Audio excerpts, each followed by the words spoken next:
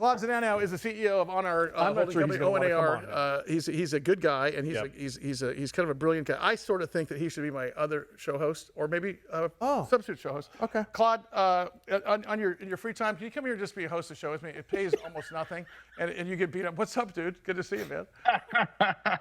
Sounds good. You got it. Happy to come in. I got a question for you about your ONAR Labs marketing technology, because I had a couple of emails last time you were on the air, and you guys are kind of doing an overlay on marketing and such that no one's seen before. Can you talk about kind of what the whole premise is of what makes you guys bigger, better, faster, stronger? Yeah. So ONAR Labs really is our technology division of the business. So what we do is, at simply said, I said this before on the show, look, we help people sell stuff online, generate revenue online, right? That's the holistic what we do. And we do that through digital advertising. But as it relates to ONAR Labs, the specific focus is actually using technology that we either develop or co-develop or acquire to do what we do better, right? So we recently, this past Thursday, announced an acquisition of a company called Retina.ai. And basically they're predictive technology that helps us basically gauge lifetime customer value before we're actually spending money on advertising, trying to find those customers, right? So what is that end result? Better use of our clients' dollars when they're advertising to potential customers. So that's just one example. Isn't part of this talk about cross-selling? Cross-selling and upselling are two big things that you talk about, and I think almost bigger revenue sometimes is for cross-selling and upselling the original agreement, correct? Talk about that, because you're hitting this straight on. You're sort of the tip of the spear for this.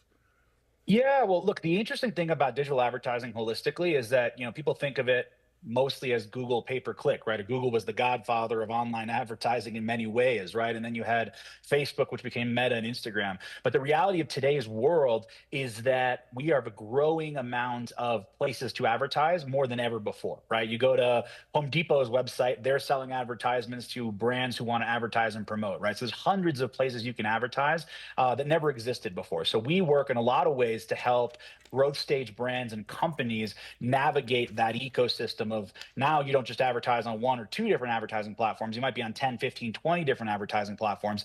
How do you do that effectively, efficiently? How are you understanding that data, your targeting, and actually creating a result that generates revenue for you? And that's really what we're focused at. Claude, I remember about 3 years ago, sort of dipping our toe into, and I think it was for the music part of our business, doing advertising on Facebook, Google, and Instagram. And what we realized is you can't just throw money at this thing, because you have to be.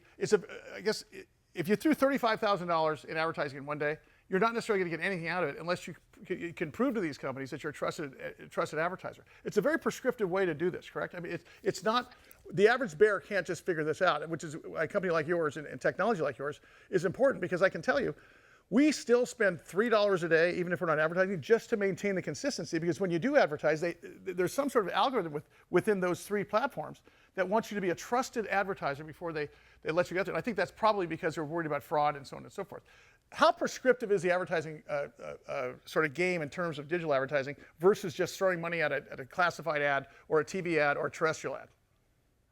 Yeah, look, that's a whole can of worms in itself we could spend much more time talking about. But there was one point in time where people who could have a brand and just go on Facebook and press a button and generate results, right? Those days are long gone. We live in a world today where we have two sides of the coin. We have consumers that do want customized information and do want ads sent to them, but they're also much more finicky, and they're much more focused on getting things that they feel are legit, that they're trusted, right? And so it's not that you can just set an advertisement in front of somebody on one platform and they click and buy. Maybe that happens every once in a while, but it's all about multiple touch points and following that consumer across their whole life cycle and journey, right? You might look at something on Wall Street Journal, then go on Facebook, then check your TikTok, then go on Amazon, right? And you might have seen an ad from a brand in all those places. And being able to navigate that, deliver that efficiently, and actually measure that is it's a very challenging and difficult thing, but it's the reality of the world we live in.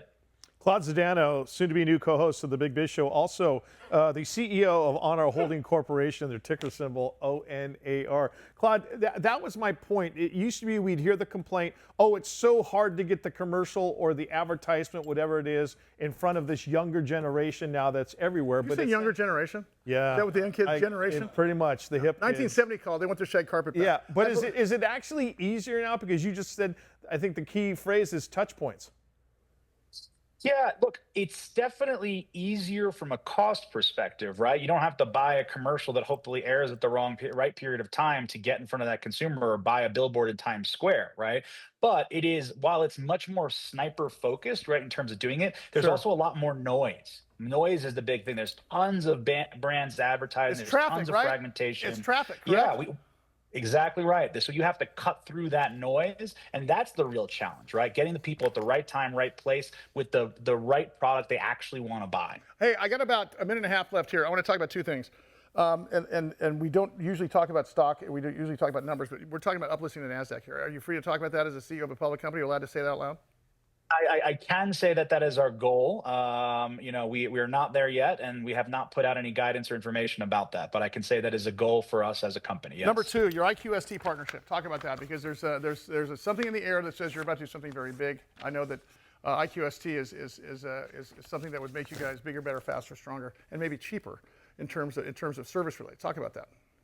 Yes, what I can tell you about that is not what I can tell you about that, and be careful about, is basically just saying, look, IQST is very focused on their technology development. We're very focused on our technology development, especially in the world of AI. And so there's a lot of things in the works around what that might mean for the two businesses.